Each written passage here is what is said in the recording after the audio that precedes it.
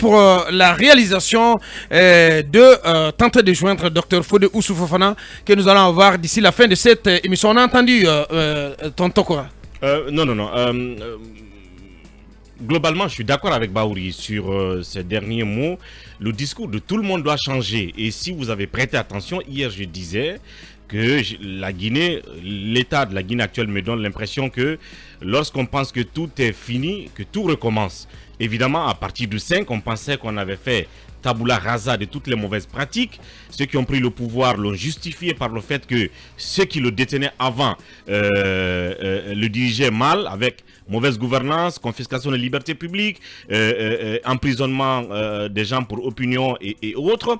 Et puis, les violences qu'il y a du côté des citoyens. Mais malheureusement, nous sommes guettés à nouveau, et de part et d'autre, par ces mauvaises habitudes. Donc, globalement, les choses doivent changer. Mais les responsables... Moi, je trouve plutôt le discours de M. Baouri contradictoire. Non, attendez, parce que si d'une part, il encourage au dialogue, mais il reconnaît qu'il n'y a pas de cadre, il n'y a pas de cadre de dialogue, même s'il en existe un, mais il n'est pas opérationnel. Il demande qu'on accélère le pas pour que ce cadre soit rendu opérationnel. Évidemment. Et de l'autre côté, il regrette, il n'est pas pour que des manifestations soient organisées comme moyen d'expression.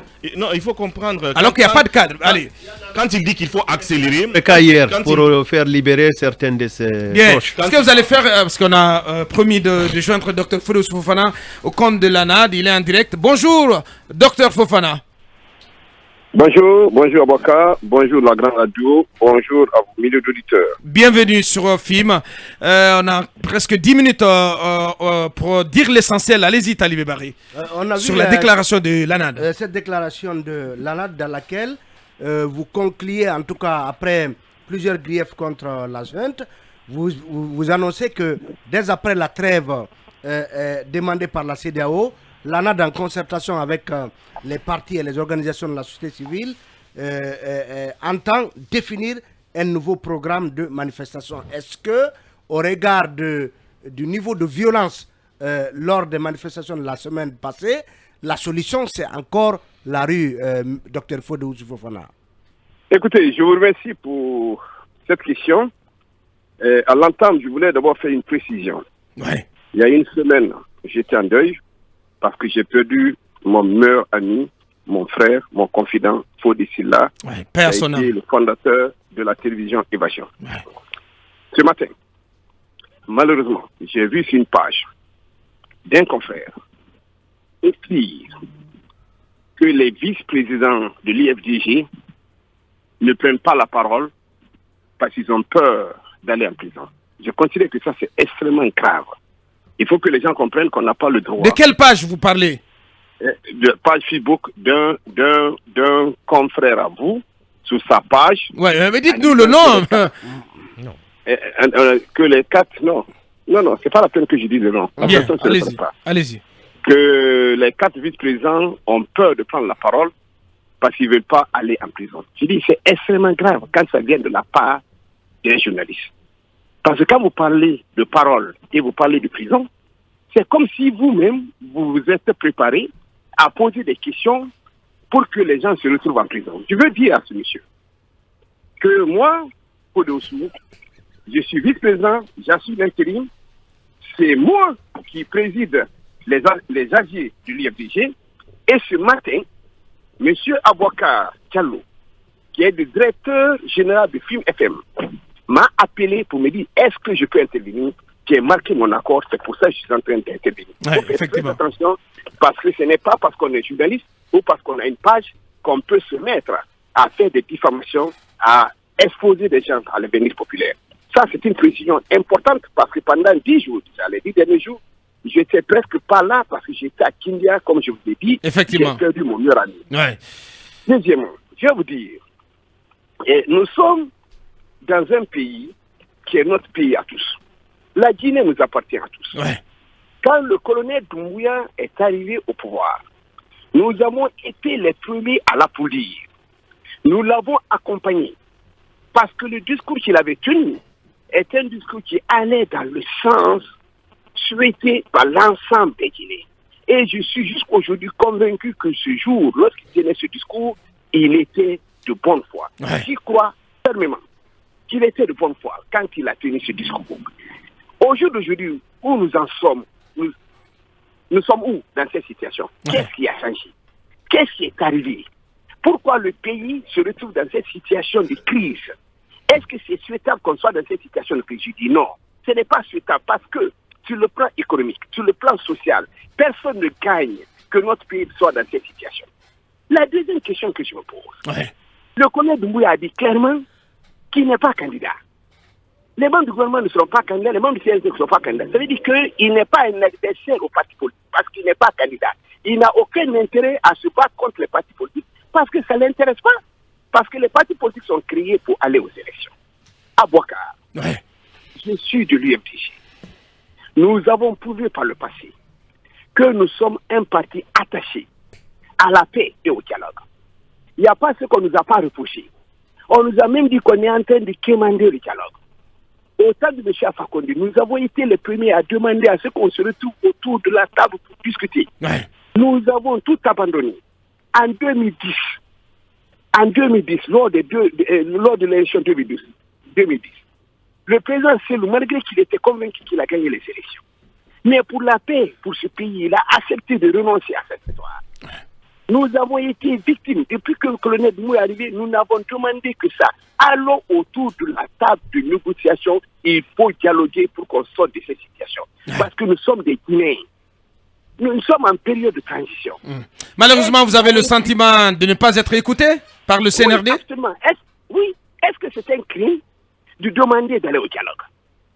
Est-ce que c'est un crime de dire allons au dialogue structuré? Il faut qu'on se retrouve parce qu'on ne peut pas dialoguer avec 1000 personnes.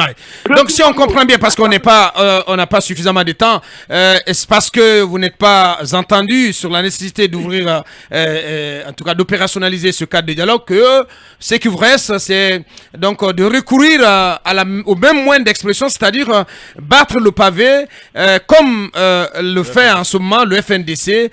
Est-ce que c'est le seul moyen qui vous reste dans le contexte actuel?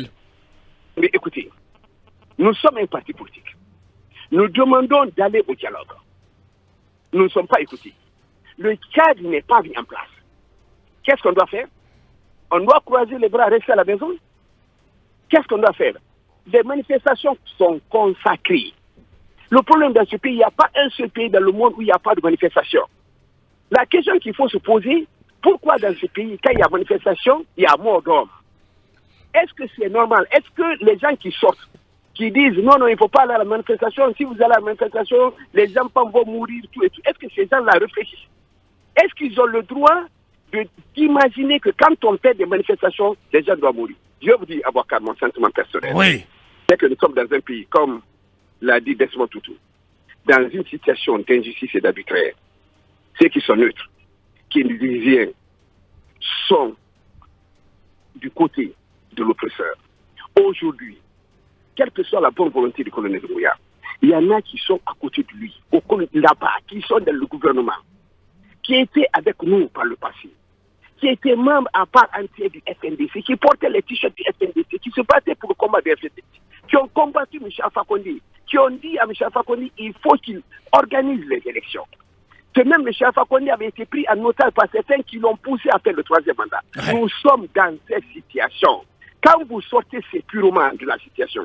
Quand vous enlevez ces gens-là, ça c'est des gens, comme je vous ai dit, sont des ennemis de la République. C'est eux qui ne veulent pas qu'il y ait la paix. La partie toxique. On dit non, on va t'arrêter. On va arrêter quelqu'un, pourquoi? On va t'arrêter parce que tu as parlé. Un leader de parti politique qui parle, on va t'arrêter. Mais pendant ce temps, vos sièges sont bloqués. Pendant ce temps, on a le sentiment qui se dégage, c'est que tous les acteurs politiques ont aujourd'hui la trouille. Est-ce que c'est le cas au sein de l'UFDG, de l'ANAD? Est-ce que vous avez peur de vous faire arrêter? Vous avez le sentiment d'être traqué par la junte ou pas? Moi, j'ai peur d'une seule chose, d'être responsable, de tenir un discours qui va dans le sens de mettre ce pays-là en danger. J'ai peur de ça. Ce que je souhaite, l'image que je garde, l'image que je souhaiterais qu'on garde de moi, c'est l'image de quelqu'un de bien, qui se bat pour ce pays, qui aime la Guinée. Je ne tiendrai aucun propos qui va aller dans le sens de détruire ou de créer des conflits dans ce pays. Mais je me battrai pour défendre le projet de société de mon parti. Si cela doit me coûter quelque chose, je suis prêt à en assumer. Bien. Je dis encore et je l'assume. Si vous enlevez ces gens, ce n'est même pas les militaires. Ce sont les civils qui sont à l'origine de ça. Ce sont les mêmes qui ont induit M. Alpha Condé en erreur. Ce sont les mêmes qui sont en train d'induire le colonel. Regardez autour du colonel Doumbouya. Regardez autour de lui. Regardez ceux qui sont autour de lui en matière civile. Qu'est-ce que ces gens-là n'ont pas fait avec nous dans le cadre là? Est-ce qu'ils sont incapables de dire au colonel Doumbouya qu'il n'a aucun intérêt à ce que ce pays-là soit comme ça? Il reste entendu que le bilan, en fin de compte... Mais Dr Fodo, quand vous il nous reste une minute. Quand vous parlez des gens avec lesquels vous avez manifesté antérieurement, vous faites dans le gouvernement, vous faites allusion certainement à comment dirais-je, à Bill Dessam, qui était membre du FNDC, à Ousmane Gawal. Est-ce que vous pouvez quand même faire porter la responsabilité de toute cette crise aux seuls civils? Parce que dans l'entourage militaire du colonel aussi, il y a des gens qui sont montrés du doigt, Dr Fodoussou. Écoutez, moi je ne connais pas la composition du CNRD. Je ne connais pas les membres du CNRD. Ce que je sais, c'est qu'aujourd'hui, celui qui a le destiné du pays, qui est le président de la transition, c'est le colonel Doumbouya. Celui qui a intérêt à ce que ce pays se calme. Qui a intérêt à ce qu'on organise rapidement les élections pour sortir de cette situation, pour que son nom soit inscrit en lettres d'or, c'est le colonel Doumbouya. Aujourd'hui, M. Alpha Condé est seul dans son coin. Mais je suis plutôt convaincu qu'en tant qu'homme, quand il est arrivé, il était de bonne foi. Les gens qui l'ont poussé à faire ce troisième mandat ne sont devenus affolés. Ils disent absolument rien. Ils sont plutôt du côté du colonel Doumbouya. Comment voulez-vous qu'on crée dans un pays le Front National pour la défense de la transition? Que quelqu'un qui était avec l'ANAD, qui était porte-parole de l'ANAD, crée ça. Aujourd'hui, s'il y a des contre-manifestants, vous voulez qu'on dise quoi? Certainement, c'est lui qui est à l'origine de tout ça. Tous ces gens-là n'aiment pas Bien, on a compris l'essentiel. On sera obligé de... Nous sommes pour le dialogue. Nous souhaitons que le colonel Doumbouya prenne la responsabilité lui-même d'inviter les acteurs politiques pour qu'on se retrouve autour de la table, négocier, connaître la durée de la transition, connaître le chronogramme de la transition, aller au... Donc, si ce n'est pas fait, vous allez recourir aux manifestations. On n'a pas besoin de parler de ça. Le rôle d'un parti politique, c'est d'aller aux élections. Le rôle d'un parti politique, c'est d'aller au dialogue. Nous sommes demandeurs de dialogue. Bien. Et si on n'est pas écouté, il n'y a pas de dialogue. Dire à un parti politique qui dit nous allons manifester, c'est son droit le plus absolu. Le jour où l'UFDG va vouloir manifester, nous le ferons à visage découvert. Bien. Nous allons écrire aux autorités et nous allons donner la date de la manifestation et nous allons assumer parce que ça c'est notre devoir. Je pense que ça ce n'est pas un crime pour un réalité derrière le FNDC. Bien, voilà qui est dit, Talibé, on ne pourra pas aller plus loin. Grand merci à vous. Nous ne sommes pas un parti terroriste. Merci beaucoup. En 30 secondes. Yaouda, excuse-moi. En 30 secondes, à quand le retour du président Cellou Dalein Diallo? Quand il aura fini sa mission, Monsieur Kaba. Ah, une mission apparemment qu'il finit jamais, hein? Non, quand il va finir sa mission, je vous informerai et je viendrai avec vous à l'aéroport. Ah non. Bien dit. Voilà. Grand merci à vous, Dr Fodé Ousfofana. Donc, je rappelle, vice-président de l'UFDG et de parti membre de l'ANAD. Il était en direct dans cette émission. Ça en est terminé pour aujourd'hui. Grand merci à tous les 6. Merci également Alpha Diaouné, le Smart Tech, Kalila Awada, Walidizan et la Force Tranquille, Ibrahim Baben Diallo. Merci également à Bala, le colonel. Ça n'est terminé. Derrière nous, c'est l'équipe de Ousmane Tolo dans Dentegue. Restez sur le Film FM. Le programme continue. Au revoir, à demain matin. Mirador, la grande messe de l'investigation journalistique, la plus grande tribune politique de la Guinée. Avec Aboubacar Diallo, Talibé Bari, Mamadou Ouri Diallo, Akoumba Diallo, Kabiné Fofana, Mohamed Kaba, Ibrahima Lincoln Souma, Mamadou Diambalde.